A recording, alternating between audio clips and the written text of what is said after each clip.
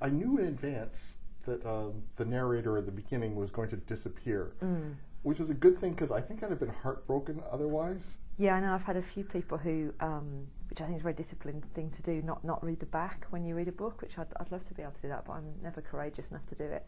And yeah, they took it quite hard and were sort of personally annoyed at me for the way things went. But for me, it was, I suppose obviously it was intentional that you would feel that sense of loss when Kate goes, because I find often in books that children are really just there as victims or symbols of innocence or something, and they vanish, but they're not really real people. And so I was really keen to make Kate very kind of vivid and real, almost more vivid than the adult characters, and so that when she does actually go, it's not just this kind of another child's gone missing, the innocence, this kind of thing, that she's actually this real personality that you miss, hopefully for the sake of her personality. I just completely identified with Kate because I think a lot of us feel like we were outsiders as kids, and there was a book when I was a little kid called Harriet the Spy. Oh right, yeah. And she did much the same thing. She would just spy on people and take copious notes as Kate does.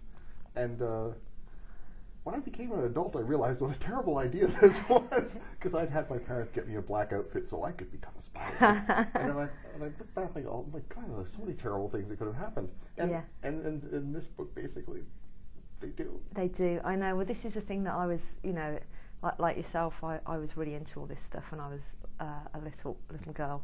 And I had these books, these very serious books called things like Clues and Suspects and Fakes and Forgeries and all this kind of stuff. And yeah, it would really, I got one when I was starting to write the book to remind myself what they were like. And they would, advise you to follow strange men down dark alleys at night and stake out local factories and stuff like this. And, the thing that I wanted to get with Kate was the way I felt as well, that it never occurred to me that there was any danger in that. I was looking out for something like, an international hijacking or a robbery. It never occurred to me that, that you yourself could be in peril.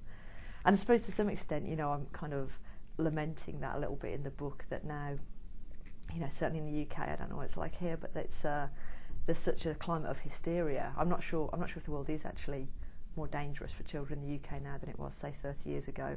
But certainly the climate is very different, and there's no way really a child could do any of those things or engage in those kinds of activities now. A lot of the book revolves around the shopping mall, the Green Oaks shopping mall, which I think everybody imagines their own local mall, and it is that mall hell. Yeah, yeah. It's. I'd worked in a few shopping centres, and the last one I worked in was the one that kind of really inspired me to write the book. I hadn't really been writing up to that point at all, and it was something about that place that just got under my skin so much. At the end of the day, I'd go home and I just find myself having to write down notes about the day, not fiction, just actual kind of notes about the strange customers, or something about how eerie it was after hours used to really get to me if I was there late at night locking up the shop. And all these things, the people there in the daytime who didn't really seem to know what they were doing with themselves, and the sense in which people seemed so lost there in lots of different ways, both the staff and the customers. And so yeah, it was something I kind of felt compelled to write about, really. And as the book has come out and people have spoken to me about it, I've obviously realised just how universal that thing is. Everyone has one of these enormous shopping centres in their town or outside their town. And so everyone seems to hate them. Everyone seems to spend their entire lives in them, really. It's a strange paradox.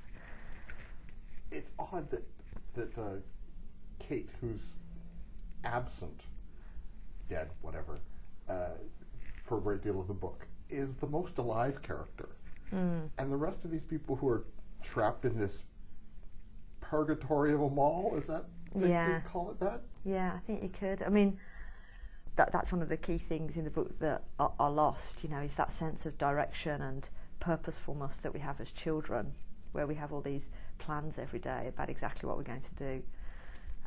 Compare that to, how often we can be in our 20s or 30s or whatever age, when we find ourselves in jobs or relationships or places that we never really intended to be and don't understand how we ended up there.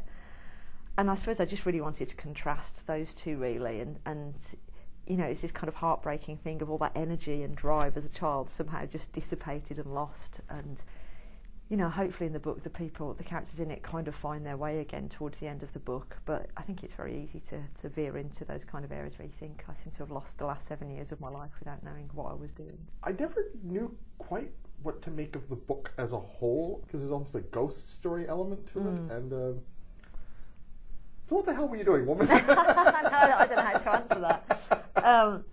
Well, it's. I mean, I think that's an interesting point, and it's certainly something that was a barrier really in terms of getting it published, because a lot of the major publishers that it was sent to, I think it was sent to about 4 or 5 major publishers in the UK, and some of their responses were very warm and very kind of, oh, we really love this book, but we've no idea what it is or where we're going to market it or what genre it fits into.